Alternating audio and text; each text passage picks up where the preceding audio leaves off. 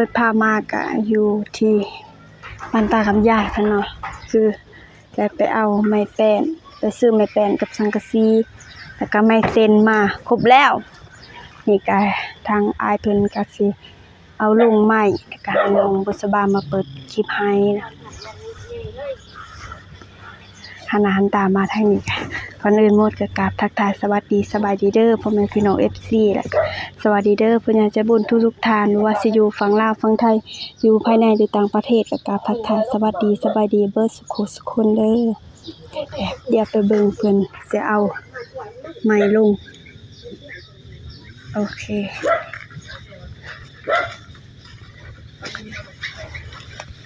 เพิ่นยังหาบอนสิเอาลงไว้อยู่สวัสดีเด้อนุน่าโดยสบายดีเด้อเพิ่นก็ไปสวยกันมื้อนี้ ไปตากแดดนำกันผ่าน3บาทสวัสดีเด้ออาจารย์ดีเด้อไปพี่น้องกำลังสิเอาใหม่ลงกำลังมาหอนกำลังมาฮอดเฮือนแดดมื้อนี้ก็ต้องร้อนอีหลีแม่นแดดจัดขนาดเป็นเด้อแห้งเรือนั่นใหม่เรือผัดเรือแน่เนาะใหม่เลย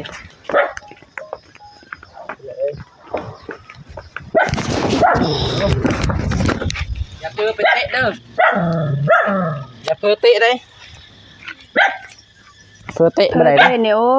20แผ่นพี่น้องสังกะสี20แผ่น20แผ่นมีแป้นในย่านถึกทางเอาอีกได้นี่เอาหมู่เก่าแล้วเนาะเอาไว้มงเก่าหรือว่าเลียนทางหน้านี่ก็ได้ที่ก็ใส่ทางหน้าเอามาไปเลยไปนาเลยคนเดียวเรียกตามเคยนี่โอเค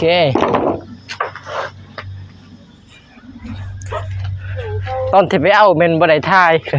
ตอนจ่ายเงินมันให้ทั้งเอ้ยนู่นน่ะเพิ่นอัปเดตพี่น้องเอ้ยเพิ่นก็สละเวลาไปสวยกันมื้อนี้ไปสวยคนละเหือละแห้งคนละไม้ละมือ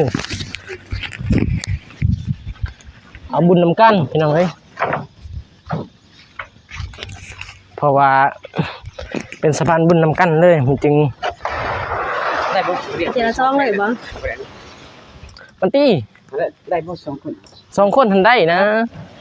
2คนในแผ่นบ่ได้ดอก2คนในแผ่น1ได้อยู่แล้วแต่แผ่น1 2คนนี่บ่ได้2คนเนาะบ่ได้แผ่น1 2คน1 2 3สำหรับแผ่น1คน1นี่ได้มาว้า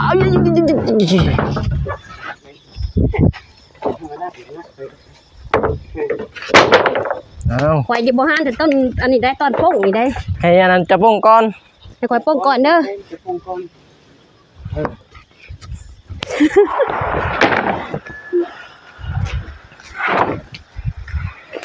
10แผ่นในแป้นตอนจ่ายเงินก็มีแต่เอ้ยนูน่าและไปเบิ่งคลิปเอ้ยนูน่าเห็นไงตอนนี้บ่สายมีแต่สิสรุปมาฮอดถึงที่แตกมาตามทางนี่มาใส่คือซีเมนต์นะดิมันแตกไปแล้วเพราะว่าเส้นทางมันยากเนาะเอาไปเลย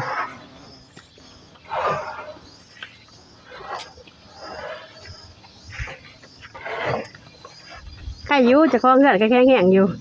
แล้วไปเห็ดลักอยู่หันเพราะมันนั่นเอาออกเลยไม่เซ็นทางนาเลยบ่อันนี้ก็ได้ไม่เซ็นเรียนนี่ก็ได้บ่ตันทางไม่เซ็นตัวนี้โตเฮ็ดเซาเนาะตัวเฮ็ดเซาเฮ็ดเซาเฮ็ดปะเข้มจนนั้นก็ได้ตัดเลยบัดตัวนี้ได้ไว้ทางไหนบ่ใส่ไว้น้ำกันก็ได้ไว้กระแปนเลยเนาะโดยนาทีก็สิใส่เลยมันเด้จะได้กระเซามื้อนี้แหละใส่ก่อนตัวมันก็ต้องขึ้นเซาก่อนบ่มีเซาเพิ่นเอ้ยเอาเซาใหม่นา10เอานา10คูณ6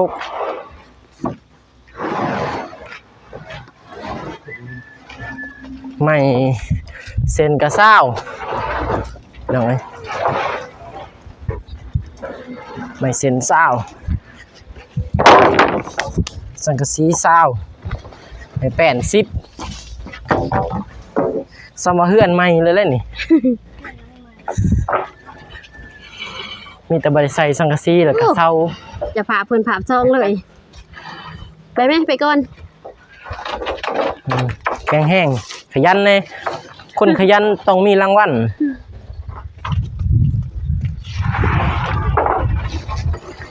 แต่บ่สายนะ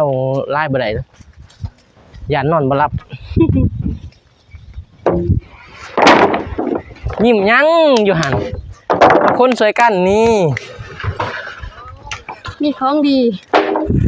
มีของดี ย่านบ่แล้วอีก อยากอยู่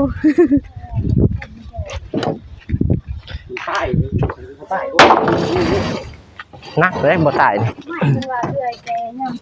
เดือน10บ่ นี่จนสิฮอดเดือน10นะ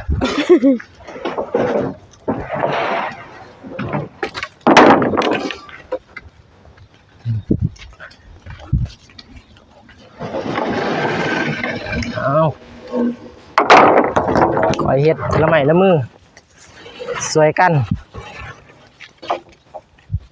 บ่มีไผได้คันเอิ้นหนูหน้าบ่มากันพอแต่3คนนี่แหละเฮ็ด บ่ได้สวยกันตัวนักแห่งเอ้อยก็ซอยบ่ได้ ซอยให้ก็ได้เนาะ บ่ได้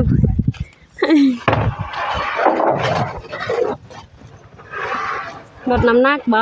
ลดน้ำหนัก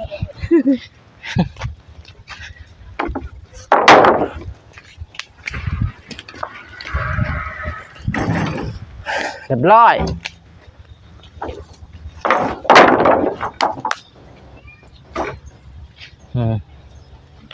เรียบร้อยใส่ใหญ่เพิ่นอยู่บ่เหือนบ่อินใหญ่เพิ่นอยู่บ่โอ้พุ่น อยู่หลังป่าสวนกาแฟพุ่นบ่ บ่มาเบิ่งบ่นี่มาฮอดแล้วได้นี่ ของขวัญมาฮอดแล้วเด้อ ฮะเมื่อย ไปเฮ็ดหยัง ไปหาใหญ่เพิ่นก่อนเป็นหยังคือว่าเมื่อย คักเนาะอาวุธลับล่ะไป ยังนี่แม่นบ่ แม่นแล้ว จักแพนนี่ จักแล้วเขาบ่ได้รับเดี๋ยวจะดู แล้บ่มาเบิ่ง ตรวจสอบเบิ่ง มันเลิน ดึงไปที่ร้อยพี่น้องไปเอาตอนที่เราไปเอานี่มีแต่เอ้ยนูน่าเพิ่นถ่ายไปก็ฝากไปเบิ่งทาง2เอ้ยนูน่าหั่นแหละพี่น้องเอ้ยบ่อนที่ว่าซื้อใหม่หรือว่าหาทำราคาว่าลดราคาใหม่ มีการต่อระคบราคาอยู่เนาะว่าสายเนาะ เลย เพราะว่าอยากช่วยยายเพิ่นให้มันแล้วเลยหั่นน่ะ อยากให้มันสำเร็จเนาะ แม่น สังกะสีนี่20แผ่นเด้อยายได้บ่ เจ้าแผ่นว่า แม่นเพราะว่าซ้ำเพื่อนยายเลยเหรอ ทำที่นี่ แม่น โอ้ อยู่เรื่องนี้มีแต่ซาซิ สมาเฮ็ดเฮือนใหม่เลย ขอเงินกว่ากับเด็กเฮ็ดใหม่ให้ทางนอกเอกก็ได้เฮ็ดใหม่ให้ สาวอยู่เทิงซาซีแผ่น แม่นก็ซ้ แผ่น ำซ้ำกันเสิร์ฟซ้ำกัน4แผ่นเนาะ แม่น เพอในเฮาได้ออกเบื้องละแผ่นบางทีมันก็ซ้ำซ่าซ้ำเพื่อนใหญ่ สัวเนาะผู้ที่สัวสังกะสีแผ่นหนึง มาฮอดเป็นที่เรียบร้อย เสีย โอ้ย เอ๊ะ รักษาเจ้าของขนาดเนาะ ร่วมมันบ่กับใหม่กับนี่นี่ ฮะ ร่วมใหม่กับจุกซี่ว่า10ล้านทั้ง10ล้าน เงินใด แต่นี่นะบอกว่านี่ว่า10ล้าน โอเคพี่น้องเอ้ยก็ได้ซื้อมาเป็นที่เรียบร้อยพอไปเอาเว็บไซต์ก็ไปเอาเงินตอนเช้านี้ เลย ไปเอาเพราะว่าสิไปซื้อเมื่อวานเนี่ยคือว่าอันแหละมันธนาคารมันปิดวันเสาร์วันอาทิตย์เลยไปเอาตอนเช้านี้ก็ไปซื้อมื้อนี้เลย ปิดเนาะ แม่นธนาคารมันปิดมันไปเอาบ่ได้ โอ้นะ คือที่เคยเว้าหั่นแหละตอนเว้าวันนั้นแม่นมือได้เว้ามื้อนั้นอันที่ว่าอันนั้นอายเพิ่นบ่สบายนะเพิ่นบ่ได้พักมา ก็แม่นแหละคันบ่สำบายว่าไปแหละ เพิ่นก็ คือคอยนี่แหละ นี่กำลัง ว่าจัง เพิ่นส มันจะ บาย เป็นใครเขาก็เป็นกับบอนก็มี อันนี้ก็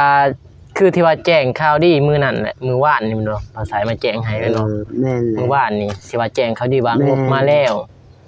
นี่ก็พอดีได้ไปเอาเงินตอนเช้านี้ก็พอดีได้ไปซื้อสังกะสีแล้วก็ซื้อไม้แป้น10แผ่นไม้เซ็น20พุ่นได้ โบยโทษ สังกะสี20ไม้เซ็น20ไม้แป้น10อีกเพิ่มรวมกับตัวเก่าพอดีเป็น46ตอนนี้เพื่อน โมหน่อยลายอะไรแล้วฉัน สำเพิ่น4-5ห้องก็สิเอาใส่ซะอันนี้ห้องช่องห้องก็ ก็ มัน เสียวลมแหลกก็ซ้ำ2ห้องซ้ำ4 5ห้องแล้วพอเสียวออกข้างนอกแล้วก็เฮือนครัว แม่นแหละ เกินกว่าก็ห้องนึง แม่น อีกก็ห้องนึง เกิดอีกห้องหนึงเกิดก็2สำหรับแหล ห้ ก องนอนทางในนี่ก็2เกิดอีก2 แม่นแล้ว หมดหลายเติบแหละ ช่อง4 ทำอิฐบ่ใส่ไรมีแต่ว่าบ่ฮอด3ล้านทำอิฐเฮ็ดไปเฮ็ดมาก้าย นา ยางได้ซื้อใหม่ แม่น เกือบ7ล้าน โบ สิเข้า7ล้านพุ่นเนาะ7ล้านปลายพุ่นแหละ โอ้ อยากถึง8 9ล้านพุ่นแหละรวมๆก็เพียง10ดีบ่ดี ซื้อตะปูซื้อยัง เพราะว่าเพิ่นก็บ่มีต่อไอ้ต้นตากับยายนี่แหละเพิ่นก็ช่วยให้มันแล้วเพิ่นก็บ่มีดอก แม่น ใส่มันแล้วเลย เพราะว่านี่ก็มีแต่ว่าเบาใส่ก็มา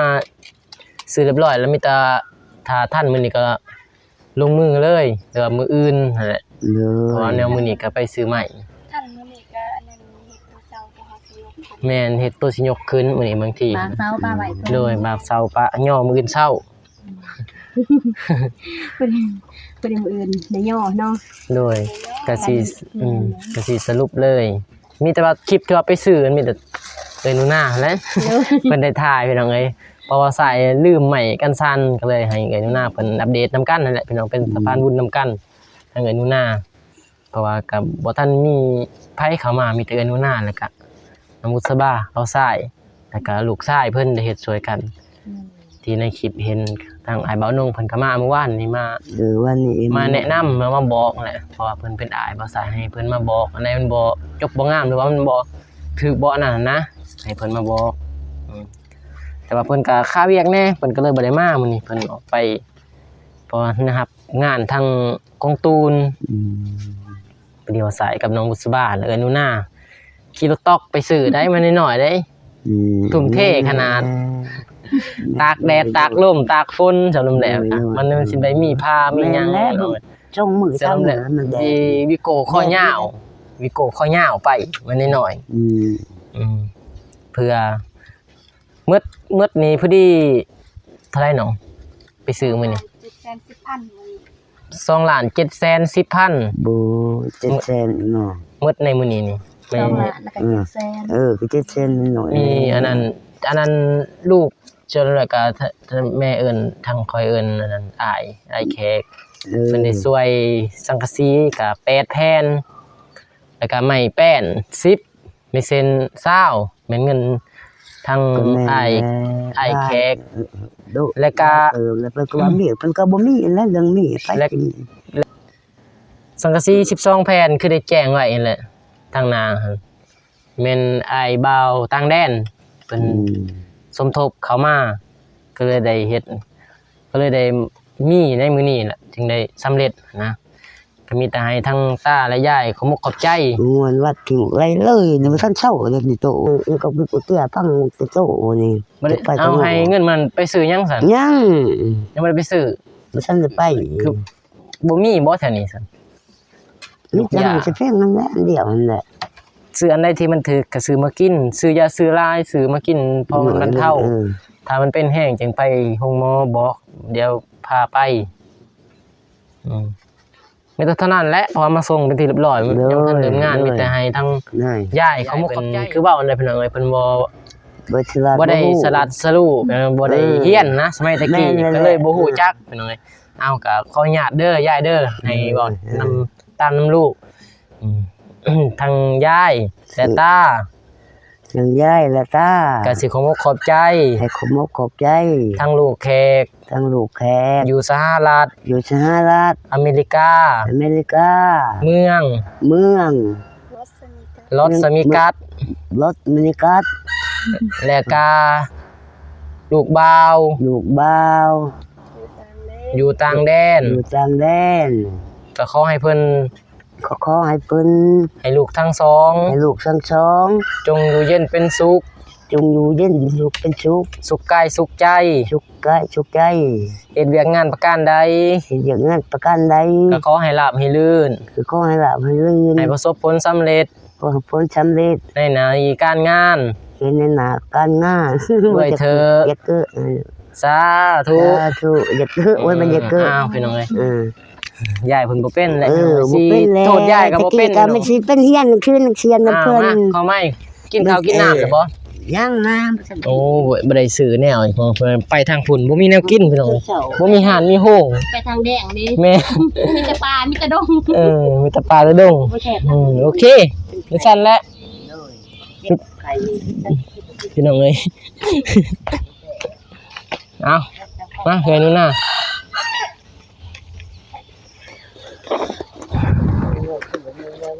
โอเคพี่น้องเอ้ยกาทั้งตากับยายก็ขมกขอบใจคือว่าแหละ เพิ่นบ่ได้เฮียนสมัยตะกี้พี่น้องเอ้ยทั้งเพราะว่ารุ่นเบาสายก็ยังพอได้เฮียนมีหนึงยุงเฮียนนะจังแหละก็พอได้รู้จักความนิดนึงพี่น้องเอ้ยเพิ่นแนวคนเฒ่าแบบตะกี้บ่มีโรงเรียนเนาะเอ้ยเนาะบ่มีโรงเรียนแล้วก็บ่มีครูบอกสอนบางทีตะกี้สมัยสงครามสงครามบางทีลบ บ่มีโอกาสอะไรเฮียน แม่น มีแต่ลบไฟเสียงเดียว ก็ถือมื้อนี้ก็ถือเป็นโอกาสอันนั้นเท่าแล้วก็อีหยังเพิ่นว่าเสียสละทำบุญนำกันพี่น้องเอ้ยทางเอื้อยเพิ่นก็อายุนานเพิ่นก็ได้มาเสียสละแล้วก็มาไปออกซื้อเครื่องซื้อของซื้อไม้พี่น้องเอ้ยทางบ่สายกาให้น้ำจิตน้ำใจให้ทางเอื้อยพอได้ใส่น้ำมูกน้ำมันพี่น้องเอ้ยก็บ่มี ใส่ช่วยเหลือกันหั่นนะบ่มีดอกอ้าว อ้าวมืดแล้วบ่งกเงินยายเพิ่นโอเคแล้วบ่ โอ้ก็โอเคแล้วมันหมดแล้วมีแต่ให้ทางเอื้อยพอช่วยเหลือกันหั่นนะอ้าว ขอบใจเด้อ โดยเป็นหยัง อุ้ยพี่น้องเอ้ย แบ่งบันพี่น้องเอ้ยใส่น้ำมูก อย่า น้ำ มา มัน แต่ซี่แต่งาม เอา เนาะ ถ่ายรูป 1 2โอเค โอเคพี่น้อง เด้อว่าสาย โอเค เด้อก็บ่คิดได้นี่ว่าสิได้น้ำใจนี่แบบว่าไปนำกันหั่นน่ะอยากช่วยกันทีมงานเดียวกัน แล้วก็ช่วยกันแบบนั้นแหละช่วยเวียกช่วยงานนี่ก็พอช่วยก็ช่วยกันไปหน่อยก็บ่มี มีก็ปันกันซื้อน้ำมันเนาะ เน เด้ ย อพอดี โอ ได้ เค มีแต่สิจบคลิปไปพร้อมกับเอ้ยนูนาเลยพี่น้องเอ้ยก็พากันได้ก็ฝากติดตามทางช่องเอ้ยนูนาช่องบ่ใส่ก็บ่ดังดอกพี่น้องแต่ว่า อันนั้นก็ร่วมแรงร่วมใจกันดันกันไปพี่น้องเอ้ย เพิ่นละเลือกเพิ่นละ แม่นสร้างบ้านก็พอได้ให้ตากับยายแหละเฮาก็ได้บุญนำกันนะ เด้อ มีแต่สิจบพี่น้องเอ้ยก็สิขอขอบใจทางอ้ายๆนี่แหละที่ว่าสมทบสร้างบ้านตากับยายพี่น้องเอ้ย ก็มีเงินสมทบจากอ้ายบ่าวเพิ่นซื้อสังกะสีนั่นแหละคือที่ว่าเป็นซื้อสังกะสีแต่ว่าฝากมานำน้องบุษบาพี่น้องเพื่อมาสมทบซื้อสังกะสี12แผ่นแต่ว่าอันน่ะ8แผ่นแล้วก็ไม้ไม่เซ็นก็แม่นทางอ้ายแขกพี่น้องก็สิขอบใจไปพร้อมๆกันเลยเด้อพี่น้องเด้ออ้าวก่อนอื่นก็สิขอบใจทางอ้ายแขกแล้วก็อ้ายบ่าวก็ขอให้เพิ่นจงมีแต่ความสุขความเจริญปรารถนาสิ่งใดก็ขอให้ได้สิ่งนั้นให้ได้ดมปรารถนาความเจ็บอย่าได้ความไข้อย่ามีให้ร่ำให้รวยเด้ออ้ายทั้งสอง ก็บ่มีหยังหลายพี่น้องก็ขอบใจหลายๆแหละเพราะว่าตากับยายเพิ่นก็คือว่าแล้วเนาะพี่น้องมีแต่ว่าพอๆกันใหม่คลิปหน้าคลิปนี้ขอกล่าวคำว่าสบายดีเด้อพี่น้องบ๊ายบาย บ๊ายบาย